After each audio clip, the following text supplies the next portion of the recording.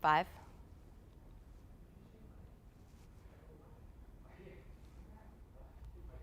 Welcome to Nasdaq Trade Talks, where we meet with the top thought leaders and strategists in TradFi, digital assets, technology, and financial planning. I'm your host, Jill Malandrino, joined by Michael Romer and Pierre Debbas, managing partners at Romer Debbas. We also have Jill Garfinkel, managing partner at Abrams Garfinkel Margolis Bergson, and finally Bess Freedman. She's back with us, CEO of Brown Harris Stevens, to discuss the state of the real estate market, the role of agents for buyers and sellers, and educating the industry. It is great to have all of you back with us. Neil, welcome to the show. Bess, I'm going to kick this off with you. Let's talk about the state of the real estate market. It seems as if the conversation really hasn't shifted that much over the past 18 months. No, first of all, thank you for having me here today. It's great to be with everyone. Yeah, it's a tougher market. We all know that. It's a bit of a sea change. Rates have gone up tremendously. Inventory is tight in much of the United States. Sellers haven't brought their prices down. So we're feeling like it's a much slower market. And I think it's really going to take some time before we start to see fluidness in the real estate market overall. New York has good supply, but a lot of places don't. And people right now, to be honest with you, are feeling a lot of stress and angst with, even though the economy kind of looks good and we haven't hit a recession, or will we don't know. I think people are feeling a lot of strain. We're in 2 wars right now.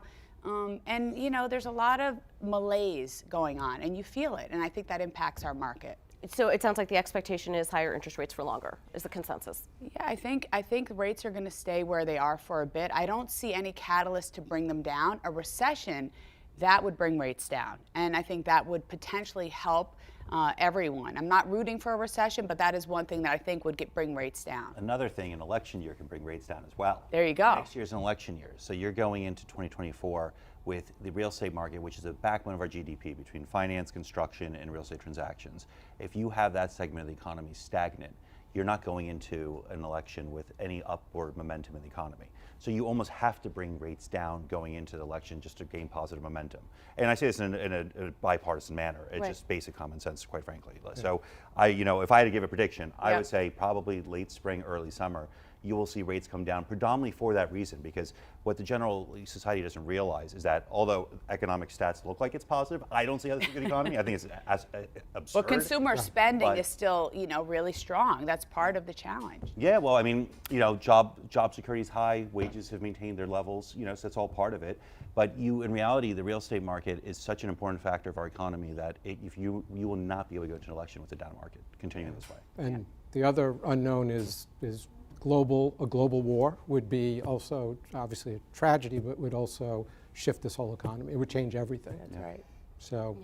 Yeah. And Michael, you and I have spoken about this before, that the New York City real estate market is a very unique thing, across America. Are we still in a situation where supply is still relatively tight and you can essentially ask what you want for and buyers are snatching them up? Is it still the same environment in New York? It's a tight market. As Bess was alluding to, it's hard to compare New York to other markets throughout the country. Throughout the country, there's a huge housing shortage.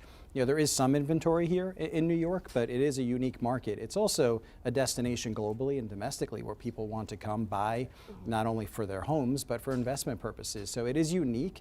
But we're dealing with an issue now too, where it's an affordability crisis. An average person, a young couple with kids, it's hard for them to afford that starter apartment. And when they're looking at interest rates for mortgages at 8%, it makes it really difficult. So it's challenging. And right now people are nervous. They're worried about the economy. They're worried about what's going to happen in the next year, what's happening throughout the world.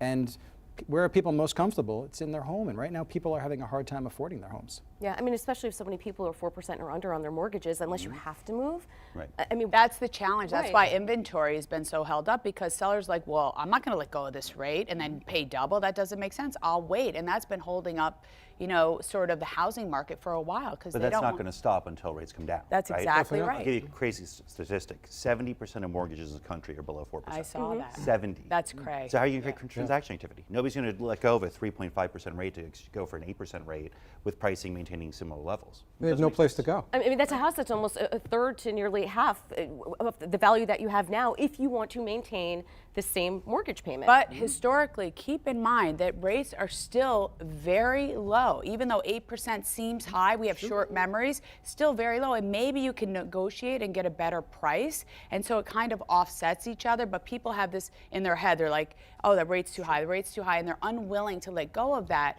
But part of it is just the narrative, I think. Yeah, well, you have nearly a generation. Think about the past 10 to 15 years. I mean, we were so flush with liquidity. We got used to sub 4%. Cheap money. It was Right. cheap money. Right. And now the market is a disciplinarian and everybody is trying to adjust to It's been that. 15 years of cheap money. That's the thing. right. So I keep Right. saying our current market and valuations are predicated on low cost of debt. And it's not a cycle. It's not like a short blip. This is 15 years we've been living Right. like this. Right. This whole environment we live in is based on that. You right. can't reverse course this drastically. You just can't. And we're seeing you can't. No. One of our biggest footprints is we represent lenders doing closings.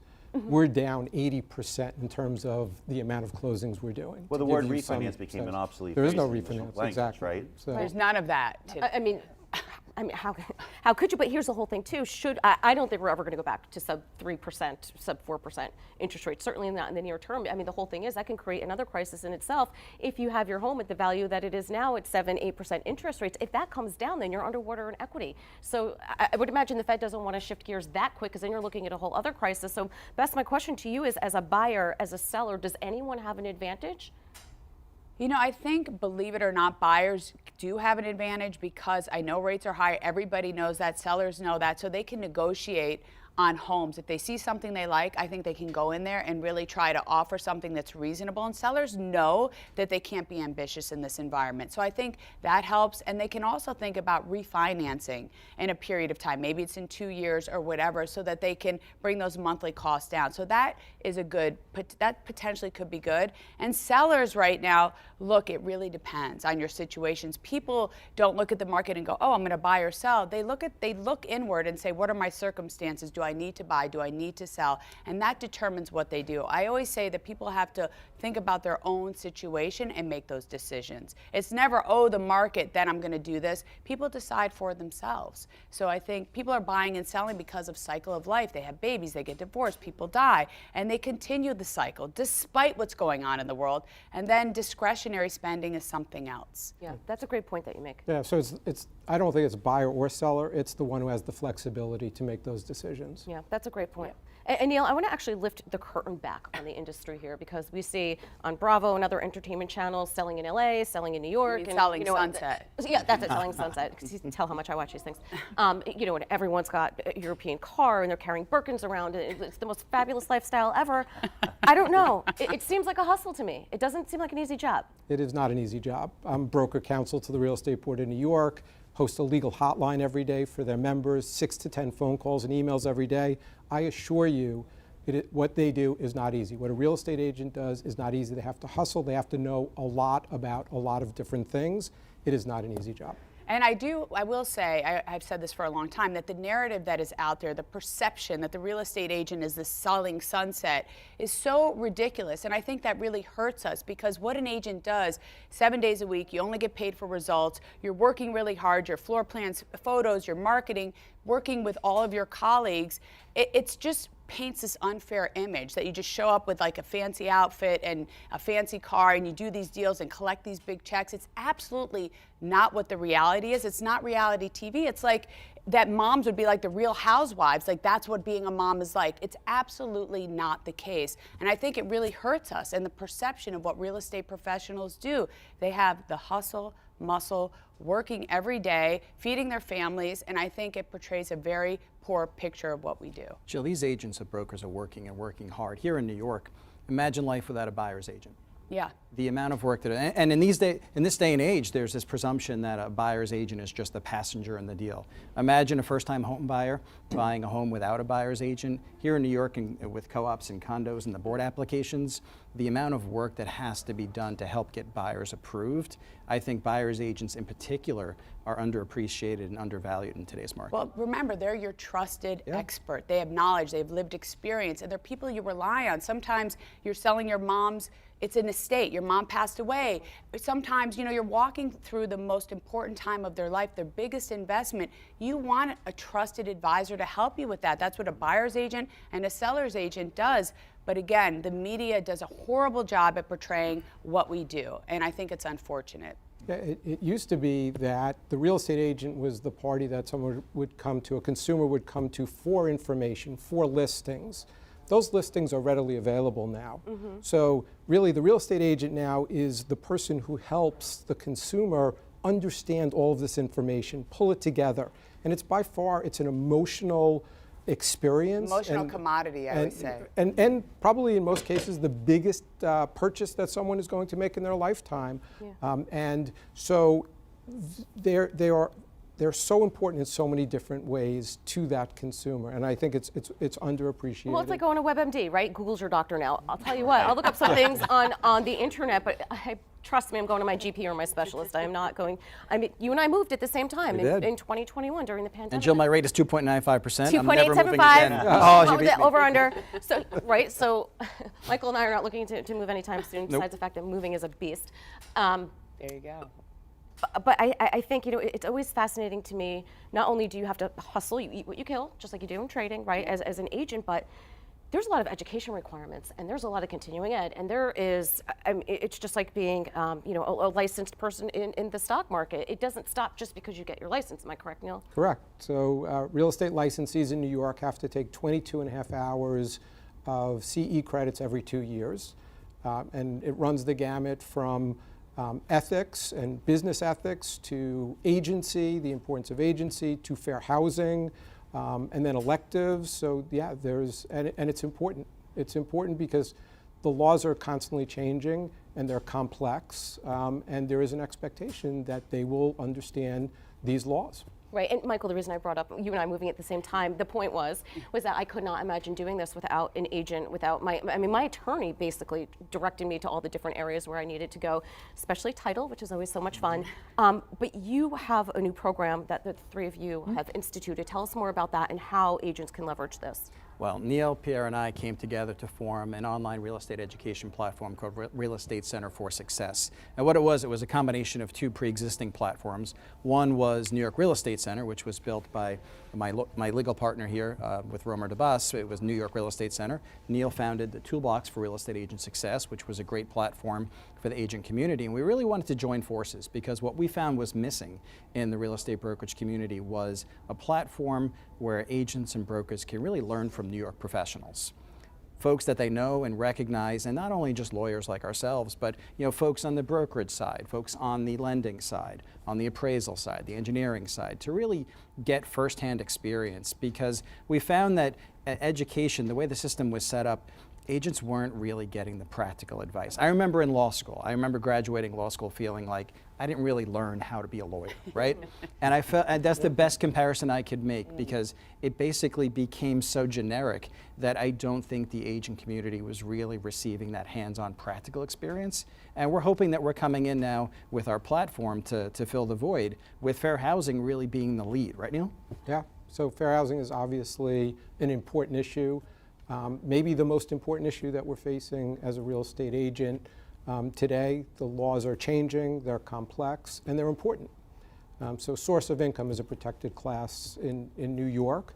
The concept is that every source of income should be considered when qualifying someone. Included in source of income is vouchers and rental subsidies, which are extremely important to the marketplace and can be lifesavers. So but they are complex. There's lots of different programs. We spend a lot of time training on that to make sure that the laws are complied with on both sides, quite frankly, making sure that the programs work, which is really important. Well, if it's complex for attorneys, I would imagine for the buyers and the sellers, it's even more and the agents, the beauty of this is that for the agents, this allows them, as you said, practical training and understanding, and it never stops. It's a living thing. It's changing all the time. It's like when you have a law degree, it's the same thing. You have to constantly, and so this is really helpful. We're grateful to everyone here because they help our agents stay up to date and educated, and doing things the right way. You need laws. It keeps a society civil and decent, and we're grateful for everybody here, what you do. Thank you, Bess. So Jill, and thank you, Bess. So one of the things that we do, that we have a 3-hour fair housing class that I teach. I spend a lot of time teaching fair housing.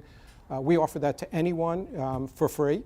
So they can take that 3-hour class, they can get their 3 hours of continuing education, and we feel really strongly about that. And then we will follow it up with I'll do an hour training after that if they have any questions, because we, again, feel so strongly about the importance of all of these programs, but particularly complying with fair housing laws.